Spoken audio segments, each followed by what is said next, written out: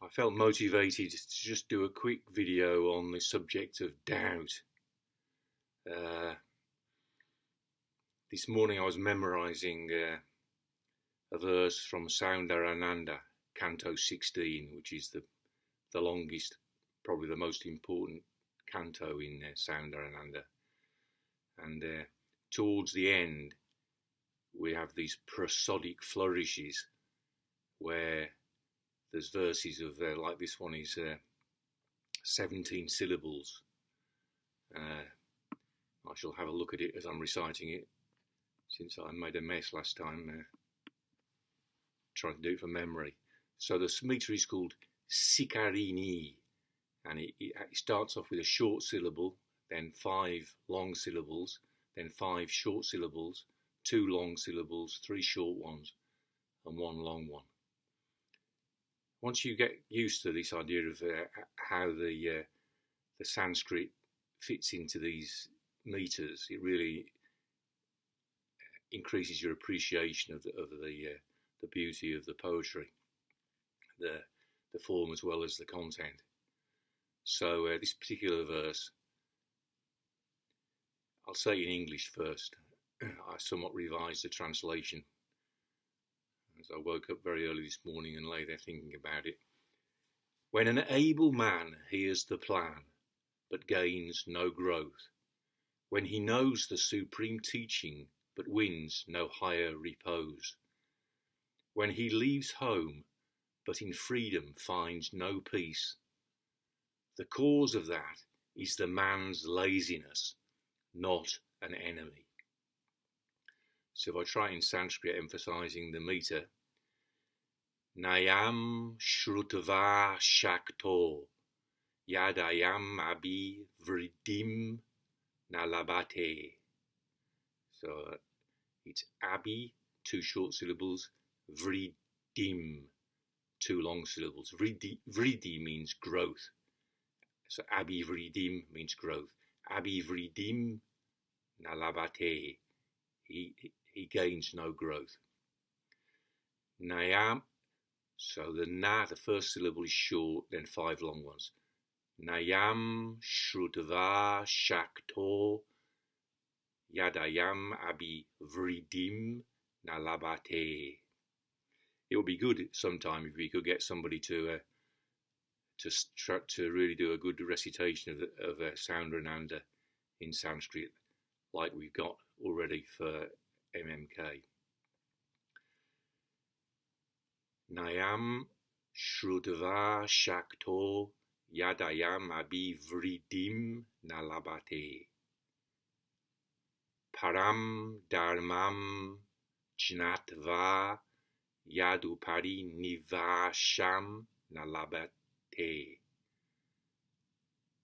gṛhaṁ, tyaktvā, muktau, ayam, upaśāntiṁ, labhate. nimittaṁ, kausīdyaṁ, bhavati, puruṣasyātra, puruṣasyātra,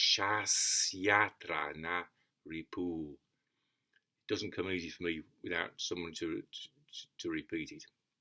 But anyway, the link with doubt especially is the second line. Paraṁ dharmaṁ, the supreme dharma, the supreme teaching. Jñātvā, knowing it, understanding it. Yad, but the situation is that upari, upward, higher, nivāsaṁ, repose, abode, labhate. He doesn't gain. So he knows the supreme teaching, but wins no higher repose. Now, what stimulated me to want to have a little rant about doubt is someone sort of expressed to me a doubting attitude in an email the other day. He shall remain nameless. He knows who he is. And he sort of pissed me off because first of all, he kind of expressed his doubt, and I thought, well, if I ask him the right questions, I can possibly kind of help him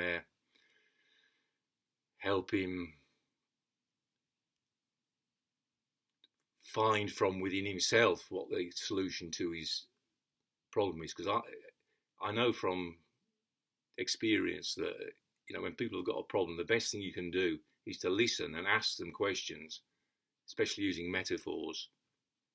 It's a thing called clean language that one of my Alexander students taught me. It's a very useful thing to do for people. You get them to sort of expand on a metaphor, and it's like how things get sorted out in a dream. The person knows the answer, and your job is not so much to sort of authoritatively tell them what they need to know. It's more to let them help them work it out for themselves. So in response to this person's first email, I asked him to say, I said, it seemed like he was expressing a doubt, and what was that doubt like? Let's use a metaphor to sort of see if I could help him work it out. And then his follow-up email, he kind of, it was sort of pathetic, and if it made me angry, perhaps that must be a reflection that there's something pathetic in my own attitude which I haven't completely resolved. So he was holding up a mirror. Maybe that was true, but it was pathetic anyway, because what his attitude was he seemed to want me to be complicit in his doubt, So let's have a little kind of therapeutic discussion about how horrible it is, because there's so few enlightened people in the world.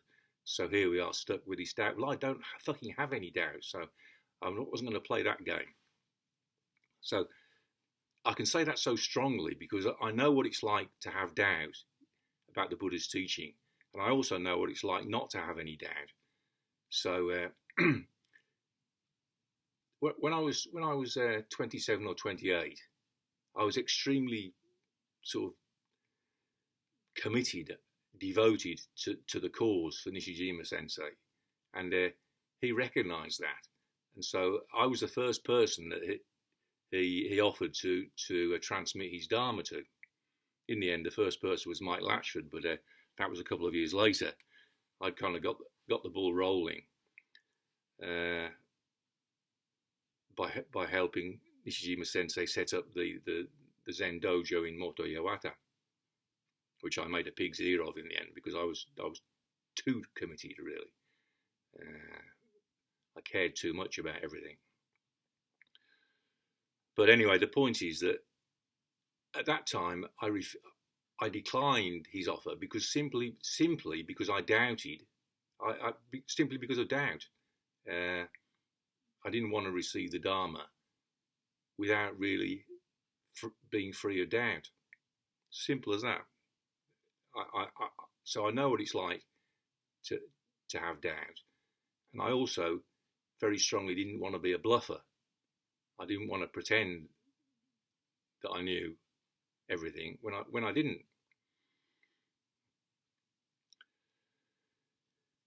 But in this verse, param dharmaṁ, the supreme dharma, means the teaching of emptiness, embodied in the practice of bhavana, or zazen if you like. When you understand that, there's no doubt.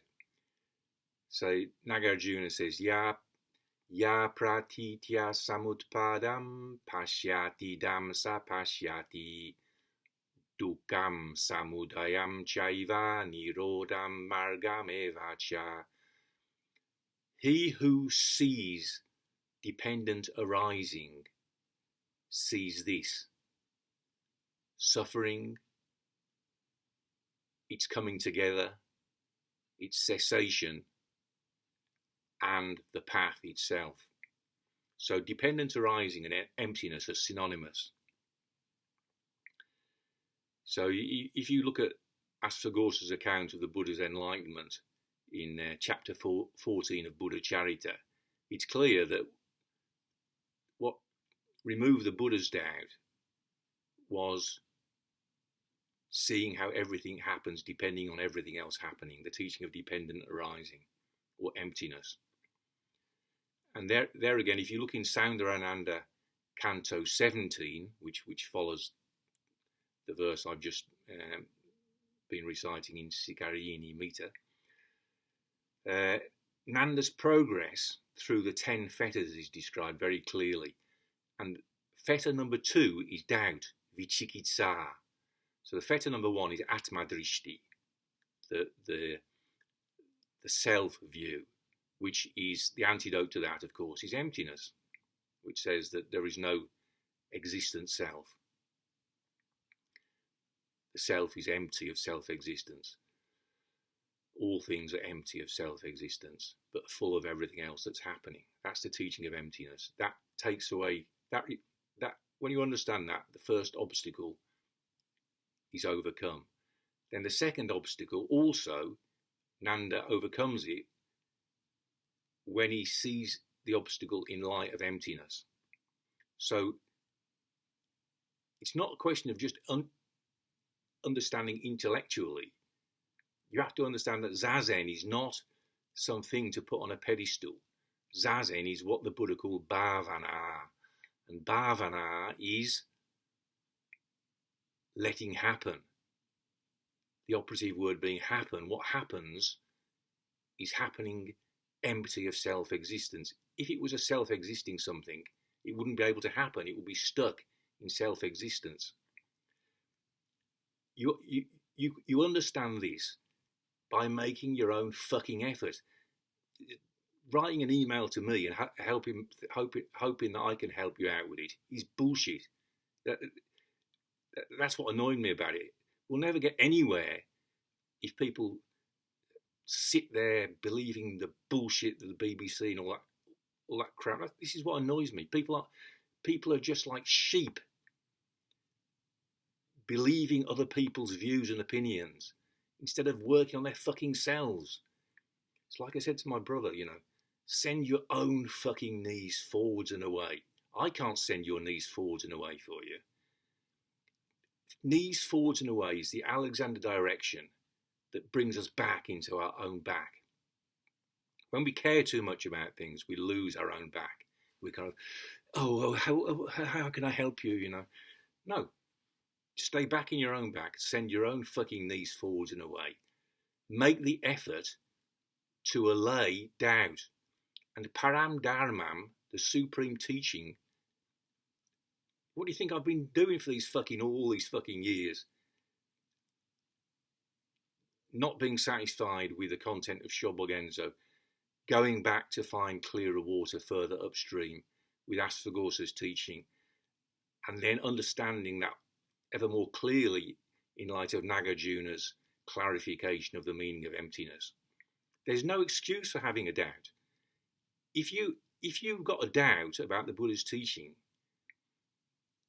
it's just because you've been too fucking lazy and too pathetic and too much of a wimp and too much of a sheep and too much of a group thinker to sit down, work it out for yourself and get over that second obstacle, which is doubt.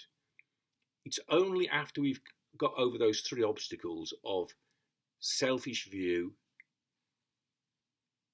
doubt, and the third one is shīla or padana, clinging to virtue and vows. If I clung to virtue and vows, I wouldn't be able to speak so strongly about sending your own fucking knees forwards and away. You're all fucking useless.